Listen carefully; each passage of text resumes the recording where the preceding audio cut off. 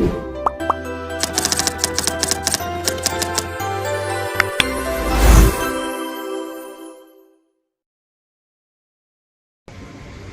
guys, jadi jangan lupa nonton video kami tentang sejarah perkembangan bahasa Indonesia. Oke, jangan lupa di like, komen, dan subscribe. Dah. Bismillahirrahmanirrahim. Assalamualaikum warahmatullahi wabarakatuh. Halo teman-teman, selamat siang dan selamat beraktivitas. Perkenalkan, nama saya Nurila, salah satu mahasiswi Universitas Muhammadiyah Makassar, program studi Hukum Ekonomi Syariah, Fakultas Agama Islam. Oke, berdirinya saya di sini akan memandu acara kita pada kesempatan kali ini tentang bincang-bincang hangat mengenai sejarah perkembangan bahasa Indonesia.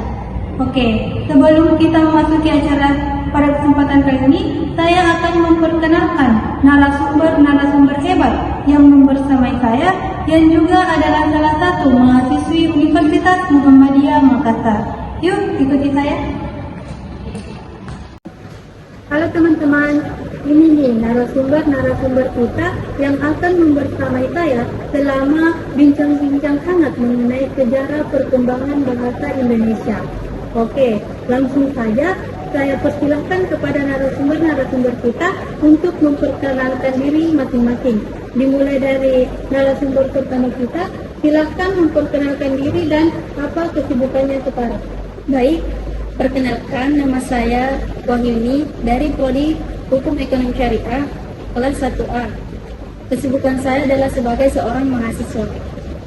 Oke, itu ya perkenalan diri dari narasumber pertama kita. Selanjutnya, saya persilahkan kepada narasumber kedua untuk mempersilahkan dirinya dan apa kesibukannya sekarang. Oke, baik. Terima kasih. Sebelumnya, perkenalkan, saya atas nama Nur Akhwatila Rafi'ah. Saya berasal dari Prodi Hukum Ekonomi Syariah Universitas Muhammadiyah Makassar. Terus, adapun kesibukan saya sekarang, saya sibuk mengurus organisasi saya. Terus saya kembalikan kepada moderator. Oke, itu adalah perkenalan dari narasumber kita. Selanjutnya kita akan memasuki acara kita, yakni bincang-bincang hangat mengenai sejarah perkembangan bahasa Indonesia. Oke, langsung saja.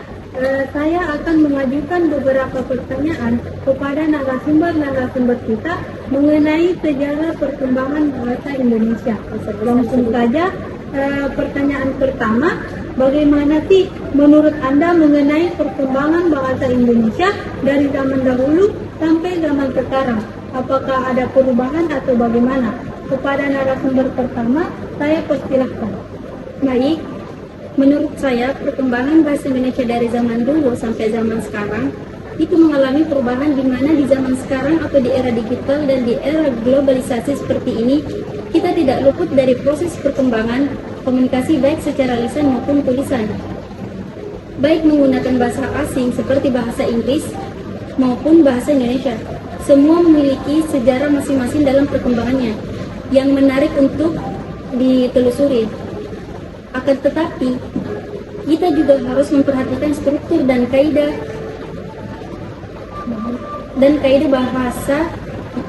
bahasa yang benar dalam berkomunikasi, terkhususnya dalam menggunakan bahasa Indonesia. Walaupun kita sekarang sudah di zaman modern. Oke, itu ya pendapat dari narasumber pertama kita.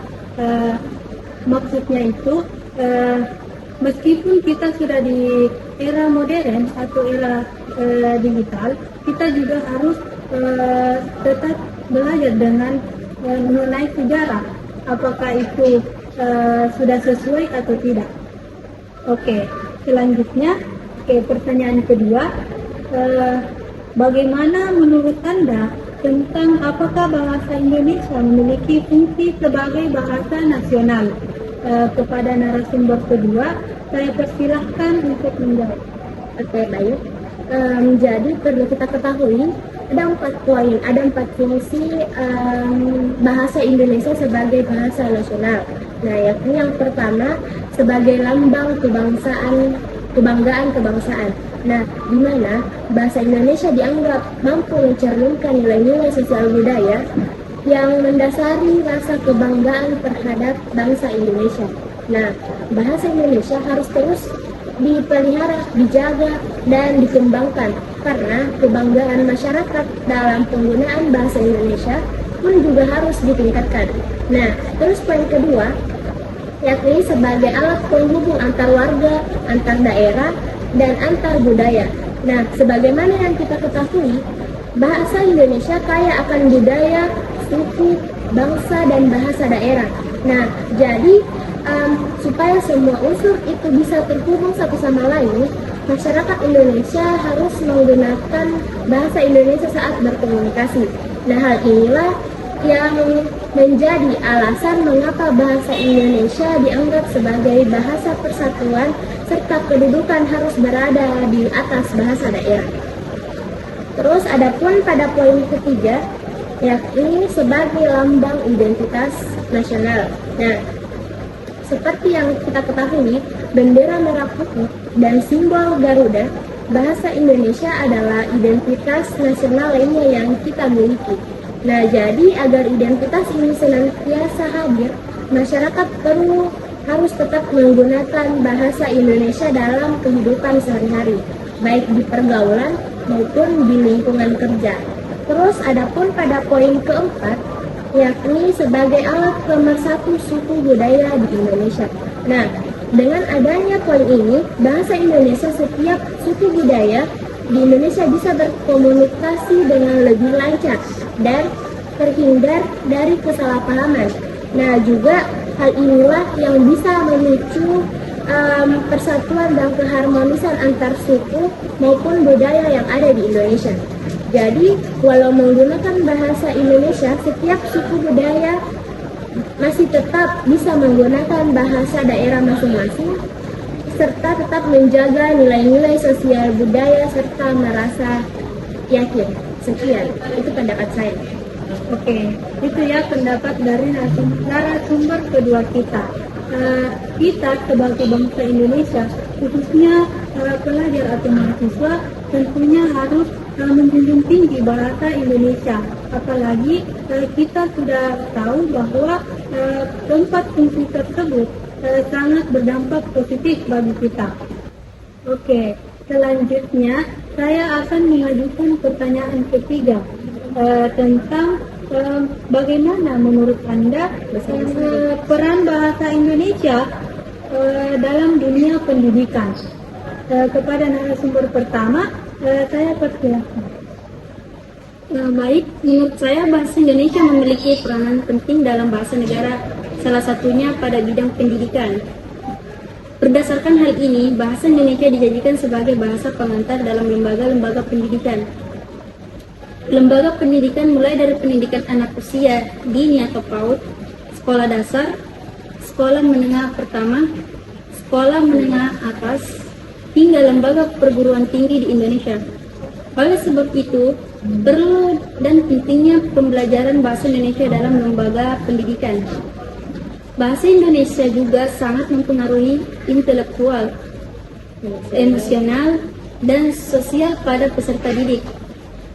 Bahasa menjadi penunjang keberhasilan peserta didik dalam mempelajari semua bidang studi. Pembelajaran bahasa diharapkan mampu membantu peserta didik dalam mengenal dirinya, budayanya, dan budaya orang lain. Setelah itu, pembelajaran bahasa dapat membekali peserta didik untuk mampu menyampaikan gagasan, perasaan, dengan disertai kemampuan analitik dan imajinatif yang ada dalam dirinya. Baik, itu pendapat dari narasumber pertama kita. Di sini sudah dijelaskan bahwa mulai kita belajar dari pendidikan, mulai dari PAUD, SD sampai sekarang hingga sampai menjadi mahasiswa, kita harus mempelajari yang namanya bahasa Indonesia dengan benar dan sesuai dengan struktur dan kaidah yang ada. Oke, selanjutnya pertanyaan keempat. Bagaimana menurut Anda mengenai bangsa kita yang kaya akan budaya, ras, suku, dan bahasa yang berbeda, tetapi kita dipersatukan dengan Bhinneka Tunggal Ika, berbeda-beda tetapi tetap satu. Serta kita juga dipersatukan dengan bahasa Indonesia, di mana itu merupakan bahasa persatuan kita. Apalagi sekarang kan sudah ada bahasa asing yang masuk dalam bangsa kita. Bagaimana nih cara kita memandang hal tersebut agar bahasa Indonesia itu sendiri tetap bisa kita kembangkan. Kepada narasumber kedua saya persilakan. Oke, baik. Jadi pertanyaan yang cukup menarik. Jadi apa sih yang harus kita lakukan? Jadi dengan selalu berpegang teguh pada persatuan kita yaitu bahasa Indonesia, walaupun bangsa kita memiliki ragam suku, bahasa, ras, dan budaya, bahkan bahasa daerah yang berbeda-beda, kita harus menjunjung tinggi nilai-nilai kesatuan kita dengan cara menggunakan bahasa Indonesia dengan yang benar dan sesuai dengan struktur dan kaidah bahasa. Nah, jadi mengenai masuknya bahasa asing dalam bangsa kita, nah kita harus menggunakan bahasa tersebut sesuai dengan keadaan. Nah, misalnya kita berada di luar negeri, nah kita akan menggunakan bahasa asing. Akan tetapi kalau kita berada di ruang lingkup lingkungan kita yakni di Indonesia, nah kita harus mengutamakan bahasa kita sendiri. Dan juga kita juga perlu harus kembangkan dengan seiring perkembangan zaman. Baik, mungkin itu pendapat saya kembalikan kepada penulis. Baik, itulah pendapat dari narasumber kedua mengenai perbedaan yang ada di Indonesia. Kita harus ingat bahwa kita sebagai warga negara Indonesia tentunya dipersatukan dalam ruang lingkup seperti menggunakan bahasa Indonesia, walaupun di berbagai provinsi terdapat berbagai bahasa yang berbeda. Oke, mungkin sampai di sini bincang-bincang hangat kita mengenai sejarah perkembangan bahasa Indonesia. Saya selaku komando dalam bincang-bincang ini mengucapkan terima kasih banyak kepada narasumber-narasumber kita. Semoga kami bisa seperti apa yang di dalam materi mengenai bahasa Indonesia. Apalagi kita kan sebagai mahasiswa juga harus menjunjung tinggi yang namanya bahasa Indonesia, walaupun kita sudah ada di era modern atau digital. Cukup sekian saya ucapkan. Wabillahi taufiq wal hidayah. Wassalamualaikum warahmatullahi wabarakatuh. Waalaikumsalam warahmatullahi wabarakatuh.